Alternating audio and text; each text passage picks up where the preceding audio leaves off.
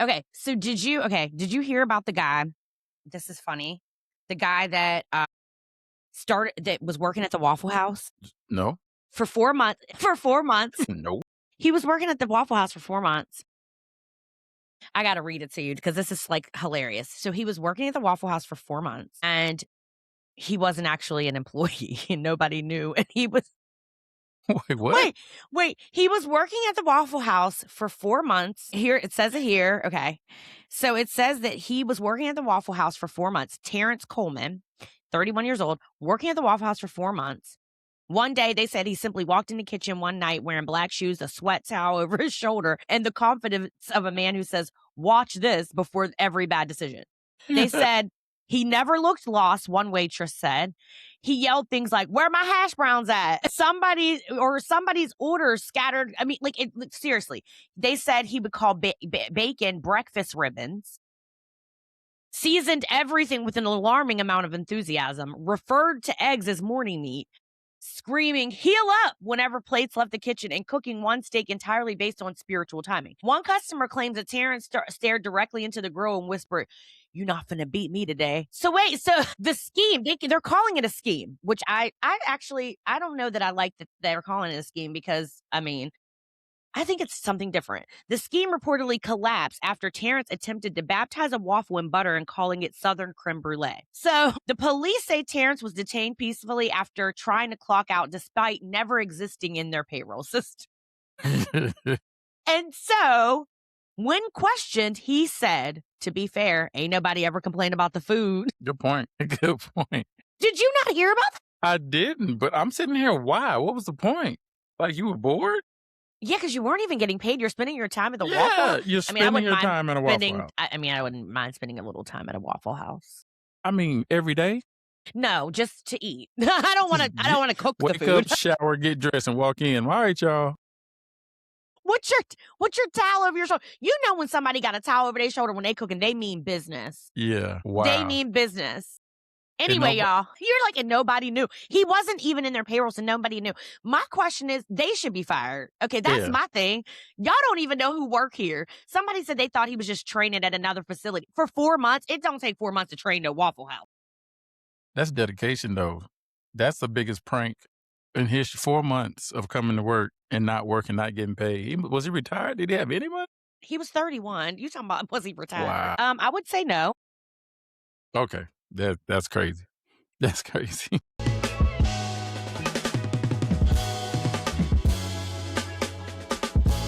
I'm your host, Charise Beckett, and I am your host, Mark Thompson.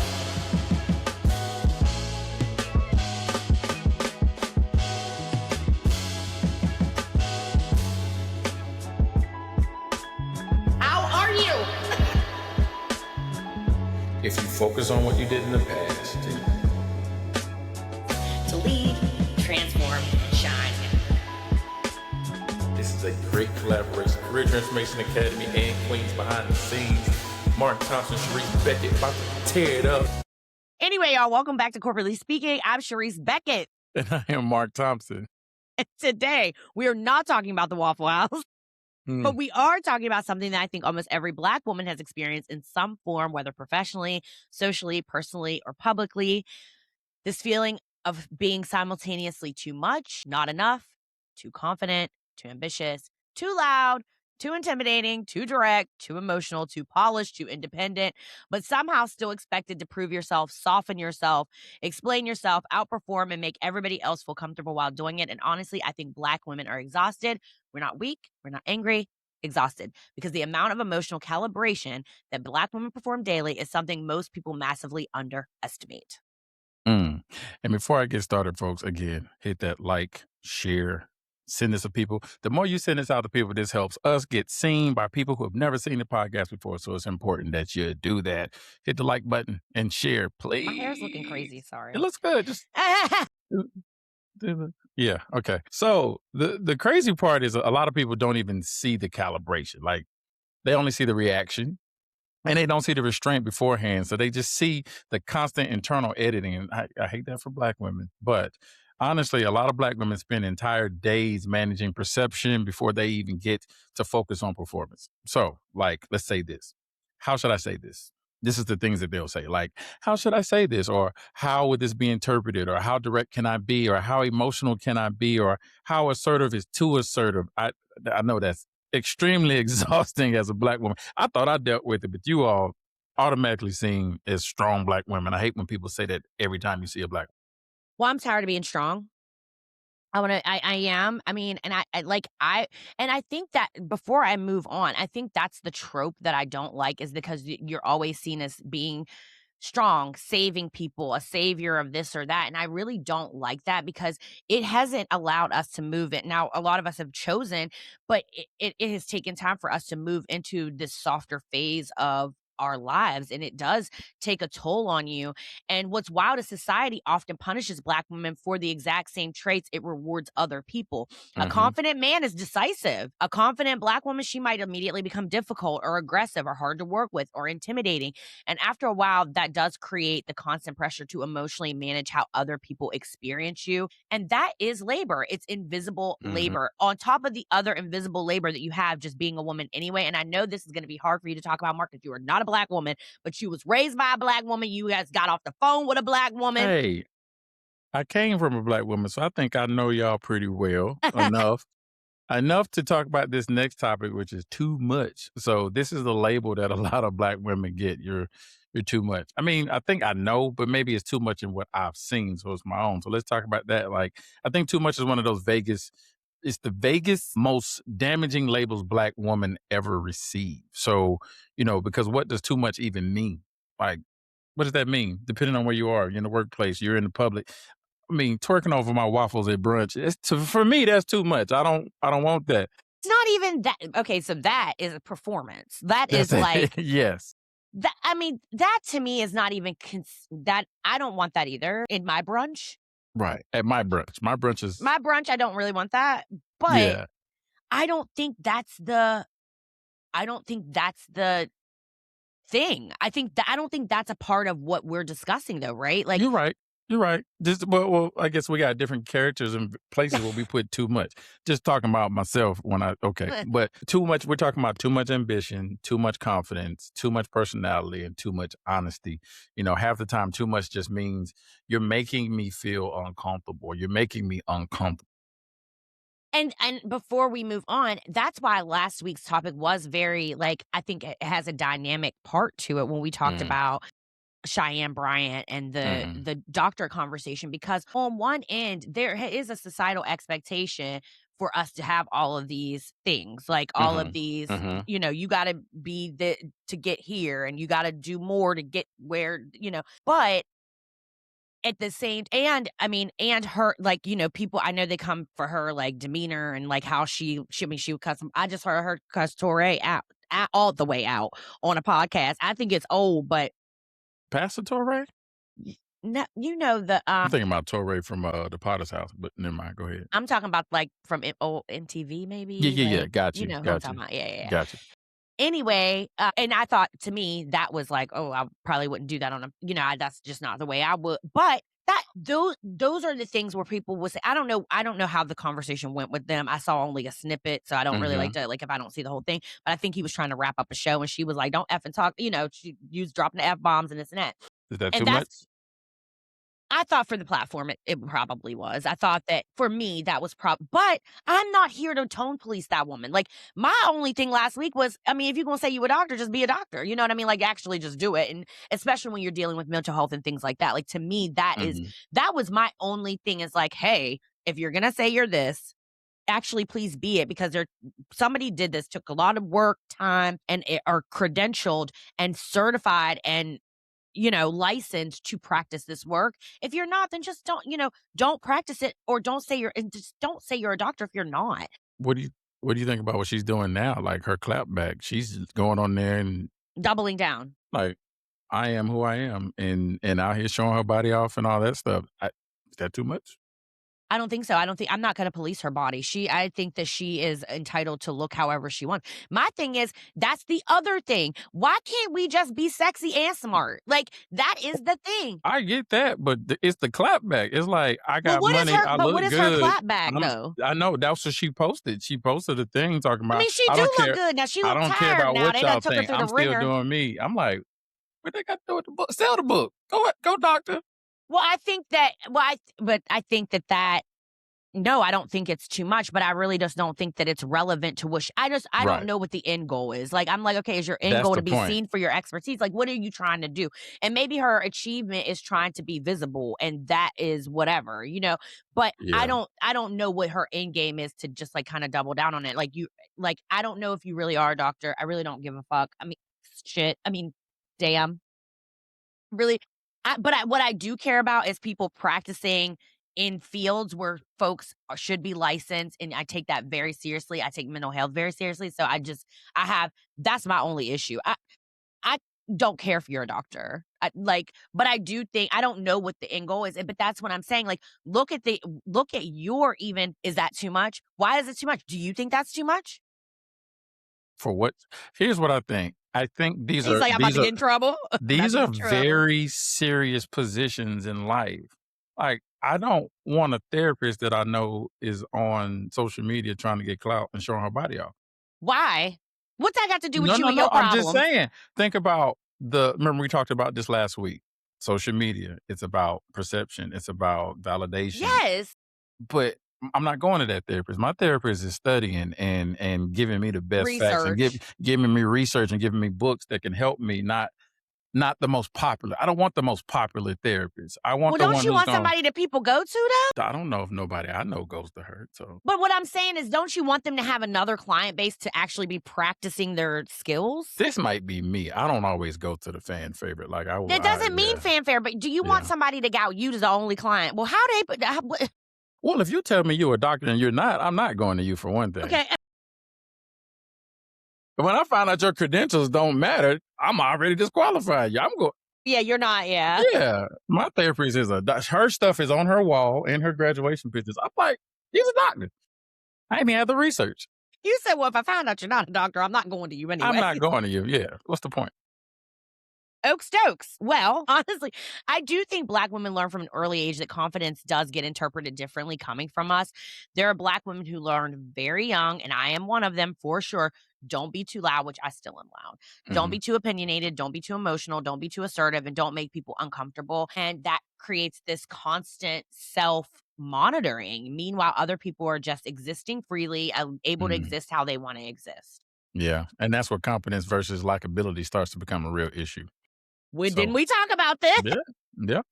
So because many Black women realize I can be respected or liked, and sometimes not. Yep. And that realization is painful because a lot of Black women are socialized to overachieve, overdeliver, remain agreeable, stay polished, stay nurturing, stay emotionally accommodating.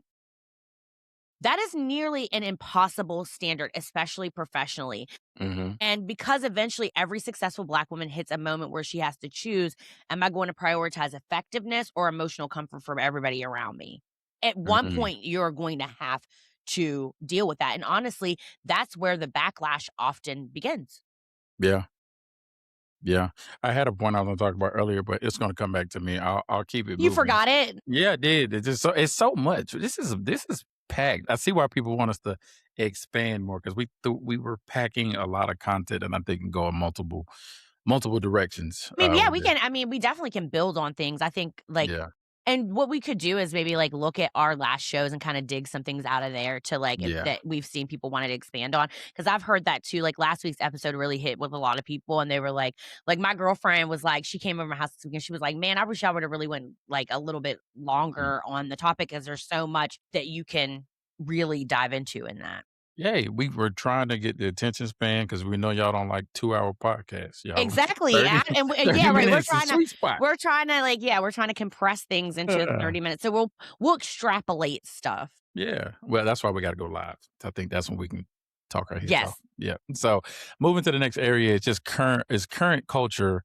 and public conversation. So we see this dynamic play out publicly all the time now, especially online. So people are constantly debating Black women's tone, energy, attitude, likability, and delivery instead of evaluating actual substance for what they're saying. Now, I can speak to this from my mama and other Black women I've been around, and this is where we may understand it as a culture, easy. We know when somebody says something with a snap, a little attitude, it don't necessarily mean that, but to another culture, it's like, hands up. What's going on? I feel attacked. I feel something like that. So I think that's something to talk about there. Well, and we talked about this before and how social media has amplified this because now Mhm. public figures are expected to be smart, successful, emotionally accessible, vulnerable, soft, relatable, and polished simultaneously. And Black women, especially, get punished if they don't perform enough emotional warmth publicly. You see it with Mm. athletes, you see it with executives, you see it with politicians, you see it with entertainment. As a Black woman, we can be incredibly accomplished and people will still reduce the Mhm. conversation to, she seems mean, she seems arrogant, she doesn't smile, she seems cold. Meanwhile, men are allowed to simply be competent or incompetent, to be quite honest. Right, right. I think people underestimate how much racialized perception influences that. So confidence doesn't land the same culturally on everybody. And how many times have you seen a video where there's somebody and they're like, "Ma'am, calm down." I'm like, I am calm. We She's just talking talking. regular. We just Yeah, talking. I'm just talking. They're like, I'm "No, just mom, talking. you need to calm down." It's like, wait a minute, you need to back out my face because now they step Just forward and they've talking. got now I got to get aggressive as a woman, or not me, but she But or she, whoever that is has to get aggressive because now they feel threatened. And now that you feel threatened is even heightened. She's even now going belligerent. I've seen so much like that. I'm like, what? To me, I'm looking at her like she didn't do anything wrong. To somebody else, they're like, wow, that black woman was outrageous. and I'm It's like, like, shut the right. And it just, I think it really is something that is, first of all, my mom, when I was growing up, my mom used to say something, it's in my book, you read my book. My mom would say, "They don't make them no better than mine." She said it mm, all the time. I say it to my kids. So I grew up with confidence instilled in me as a kid, and there was not a time when, now have I had instances where people really tested that confidence? 100% absolutely. mm, And made me feel like, "Oh my god," like, because I mean, this is where imposter syndrome comes from and all those things, you know what mhm, I mean? But there wasn't one time that that wasn't in the back of my head where I'm like, "My mom already told me they don't make them no better than her, so you're not better than me." So I automatically have a confidence that really, I have seen it. It bothers mm, people. It especially bothers people who are not confident in themselves. So mhm, your confidence becomes hyper aware. People become hyper aware of your confidence when they are not confident themselves. And mhm, honestly, I think many Black women become hyper aware of how they are perceived very early. So now you're not just managing, work, you're managing optics. How do I advocate for myself without getting backlash? How do I mhm, disagree safely? How do I set boundaries without being labeled difficult? And that is just mental labor. Like, it mhm. really is. And people rarely acknowledge it because the only thing they see is kind of a polished finished product, or yeah, I just, ugh, it's Yeah. tough. It's so hard. I would just think about something because we always, you tie this back into a lot of TV and media, news, and how propaganda is being used. So if I'm not in a culture where I'm exposed to black people and the only thing I see is on TV, then that's what I expect. And that's where a lot of people have seen that. That's pretty much how it works. I mean, there's a lot of communities where white people grow up and they never see black people except TV. I And what mean, you see no, on for TV, sure. you see the hood, Well, the they ratchet, used the to see, like, fights. Claire Huxtable. They used to exactly, exactly, but if you expose him to nothing but the negativity of our culture, so when I do see you or meet you, I don't know anything better. There's totally that is very true. Like, there is a point where people are totally stunned at, like, we were at dinner last, or no, brunch on Sunday. My sister-in-law, my friends, our husbands, my brothers, we were there. And we were leaving the restaurant, nice restaurant, leaving the restaurant. Somebody stopped my sister-in-law and said, "Where are you guys from?" All Black people, mostly. "Where are you guys from? You're so articulate." Mm, "Sir, where you been?" And my sister-in-law was so taken aback by that, mm, right, and she lives in Baltimore, and so she's like, right, right, yeah. I know we deal with this in corporate. We deal with this in life. We deal with it everywhere, folks. Just let you know we deal with it. We've dealt with it, even from our own. So, let's it was jump just into wild. the likability trap. So I think likability politics are one of the biggest invisible dynamics in professional spaces, especially corporate environments. Yeah. I think that honestly, Black women eventually realize likability is often tied to emotional accommodation. That's tears, and people call women easy to work with them, and they're endlessly flexible, don't have boundaries, emotionally accommodating, self silencing, non Hmm. confrontational. But the moment boundaries enter that room, everything changes. It Right. does. Right, right. The minute a black woman says, "No, I disagree," or the expectation is unreasonable, it's like, "Oh my God, Sheila, what now? What's Latanya?" And now suddenly people start reevaluating her personality instead of her actual performance. So why did she say? They should be saying, "Well, why did she say no? Let's expand more. Let's ask a question." Versus, "Oh my God, let's let her. Let's the hands up." It's like they put their hands up. I mean, I think that's honestly why Black women are so tired because they're carrying Hmm. 2 workloads simultaneously, the actual job and the emotional management surrounding the job, and those 2 are completely different responsibilities to manage. Mhm. And that emotional management, it's basically invisible. I'm sorry, it's often invisible. I'm sorry, twisting up my words. Is it invisible or is it visible? Is it Yeah, both? it's invisible. It's visible to us, but invisible to everybody else. So people don't realize how much code switching, emotional filtering, restraint happens before black women even speak sometimes. Like I it happens for both of us, but more for you all because I definitely have had to fight for black women that I manage, and they spoke up for themselves. They were direct, and I was trying to be a sponsor for them, fighting for them to get roles extended, and people just knew their behavior. People were like, "Oh yeah, don't mess with her. She's kind of mean." And it's like, does she get her work Oh, done? yuck. Does she is she, so I'm actually trying to be an advocate for someone that I And know also, is is mean great. just her having a boundary? Because that is not mean. Exactly. Exactly. It was so hard. It took and honestly, it took longer for the black women on my team to get roles than it took Hispanic and other nationalities on my team to get roles. They were the last. And it was only because possibly a position was available. And you know what? She is the best you got. Sad. Well, I mean, I think that's eventually Black women do hit a wall where they realize I cannot spend my whole life shape shifting for acceptance because shape Mhm. shifting is exhausting. And honestly, I think more Black women are reaching that point culturally. I really do. Yeah. Yeah. So let's talk about this strong black woman expectation, which I've had leaders tell me that, oh, you got a bunch of strong black women on your team. And I just gripped my teeth and was like, oh my God, I can't believe you said that. So now let's talk about the strong black woman label because people often reframe that as positively without discussing the downside. So, like I said, if I call you a strong black woman, it doesn't make you feel strong at all. No, it's a label that's empowering until you realize that how much suffering is hidden underneath it, I think. Hmm. Because strength becomes an expectation. People stop asking if you're okay because they assume she can handle that. And honestly, Hmm. a lot of Black women become hyper competent out of necessity. I talked about all of these credentials and this and that, not because they wanted to carry everything. Nobody wants to have to do Right. that. Right. And society just praises the resilience without addressing what created the survival response in the first place. Like, Yes, that part. And fix it. yeah. Well, people admire resilient Black women while simultaneously contributing to the environments requiring the resilience in the first place. That's the contradiction. And that's what Hmm. is extremely frustrating. And honestly, I think a lot of Black women are quietly grieving how much softness they never get to really access. And I talk about that in Queens Behind the Hmm. Scenes. This week I'm talking about like, I'm tired of people saying, oh my God, you're so amazing. And I don't want to have to always be amazing.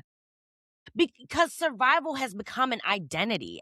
I Hmm. Hyperconfidence becomes an identity. Caring everything becomes an identity. And now many Black women are trying to figure out who am I outside of just being in survival mode? And that's Hmm. deep. It is deep. It's deep. You want to say, bitch, I know. No choice. So, what black women are actually asking for? This is good because you're gonna have to pour into this because I'm gonna listen. I'm gonna get my notepad out. Everybody, get your note, your pens, paper. What are what black women are actually asking for? So, what do you think black women are actually asking for in these spaces? Because I think people misunderstand that. Yeah, honestly, humanity, that's really it. Like the ability to be confident without Mm, intimidation narratives, the to be direct without aggression narratives, to set boundaries without punishment, to exist without constant emotional monitoring. I think Black women are tired of being psychologically managed through perception. I really Mm, do. mm. And meaning people constantly reacting to who they are instead of what they're actually doing. Are these let me ask you this before we get to Yes, that. ask me. Is it everybody doing this or is it a No, majority? Yeah. no, I think it comes from a lot of different I mean, listen, I'm gonna be completely real and honest. Like, I think it definitely can come from everywhere because the Mm, expectation in your own community is that there's strength, the expectation in other communities is that you're gonna fix it. So I think it comes from everywhere. I mhm, really do. I think it comes from everywhere. I think that it comes from everywhere. I mean, I've observed I don't even think I know it comes from everywhere. I've experienced it mhm, coming from everywhere. And it's really funny because it's I'll give you oh gosh. So I've had an example of women work with women. They're mhm. comfortable even other black women. They're comfortable with you as long as you are you're still in with them and y'all are moving at the same pace and everything is equal, they feel like. As soon as you ascend, that becomes an issue too. Mm, So I think you get it from all places. right, right. That's tough.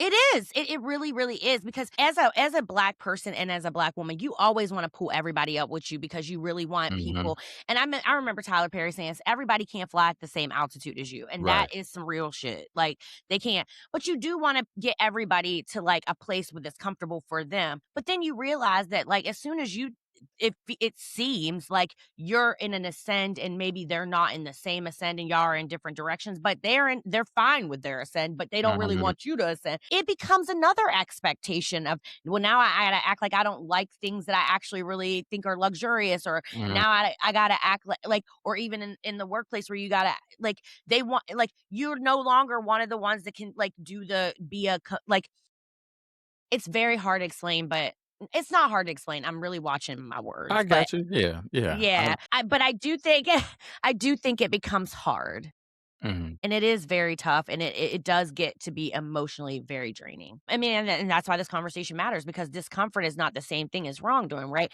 A black woman being confident, direct, successful, boundaried, or unapologetic does not automatically mean she's hostile. Sometimes mhm. she's simply no longer shrinking herself to make everybody else feel comfortable. And honestly, more black women are choosing it now, and I love that for them. I really do. Right, right, right. I mean, and this conversation is bigger than corporate America. So this is the culture, this is the perception, this is humanity, and this is about how differently black women are often allowed to exist publicly.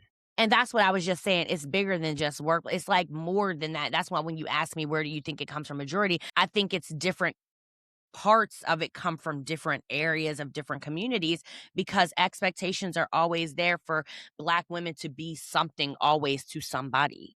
Mhm, mhm, You know, we're navigating impossible contradictions. Be powerful but not threatening, confident but humble, accomplished but approachable, strong but soft, exceptional but still emotionally comfortable for everybody. And that is tiring and exhausting. And I think more people need to recognize how much emotional intelligence black women are already exercising daily just to move through this world mhm. and navigate through life. Yeah, and maybe stop confusing discomfort with hostility. That So part, because just because you just uncomfortable don't mean anybody's being hostile. You just ain't never had nobody talk to you like that let before. me add to that. If you don't like it, shut the hell up. Just don't even worry about it. Like, go on about your business. Why you worry? Just let it whatever. It's like sometimes a black woman isn't too much. Most times she's not too much. She's just no longer willing to become less of herself to make everybody else feel comfortable around her, and that is on that. That is on that. This was a good conversation. I needed this one. You need what you gotta have we need a whole bunch of black women on this. We should have brought some guests on because I'm over here. I know. I I need I notes. I would yeah, because you were like, damn, that's hard. Yeah. I mean, and honestly, one thing I think black women are going to deeply understand this immediately once they hear it and be happy that we're having the conversation. I do think black men have, I think maybe we do that next time because I think black men have a conversation around this and I can't really relate to that. So maybe we kind of make that our next It conversation around yeah. what the expectations around black men and showing up at the workplace and showing up in the world. We definitely be nice to have a guest on to talk about those and see the perspective from somebody who may be credentialed. For real, Right, for real. Like, not Dr. Seuss. Dr. of Seuss. Right, right. Did you see the AI thing I did for the Yes, I two guys? did. It's It like was so Dr. Dre, funny. Dr. Seuss, Dr. and, Pepper and Dr. Pepper. did I see it. said, man, I wish more people would see this stuff. It's funny. AI is fun. So, are we done? We are. Tell them where to find us. I don't have anything else. Yeah, I mean, No. tell them where to find us. Well, so definitely catch us every Wednesday here on Corporately Speaking. Not every Wednesday. Sometimes we just grown. We got stuff to do, but we do our best to get on here on Wednesday so you can watch this stuff. But you can always check us out on YouTube, Corporately Dash Speaking and underscore Corporately Speaking on Instagram, Charise.Beckett on Instagram, and Career Transformation Academy on Instagram. You can also follow us on LinkedIn, Career Transformation Academy, and Charise Beckett. Also, TikTok, The Blueprint by CTA, and Charise Beckett. You can go get your book. So every Thursday, she's doing Queens Behind the Scenes. And then you can also get her book, Poise. It is have-poise.com. You can find it on Amazon as well. And also get her SMART goal setting workbook. It's on the website as well. And also, what I would like to announce, Career Transformation Academy is back. The website is up and running. We also have CTA GPS that is running. Like we got the gold course masterclass that's available. You can do it silver if you can't afford the gold, but we got it all available. So everything is live. We back, baby. We're back. We're back. All right, Career Transformation Academy. I love it. All right, y'all. Well, until next time, thank you for joining us. And we're going to talk about black men next time, like corporately, right? Yes, We're I going to could do that. lead that one. Yeah, you can lead that one. All right. All right, everybody. Thank y'all for watching. Good.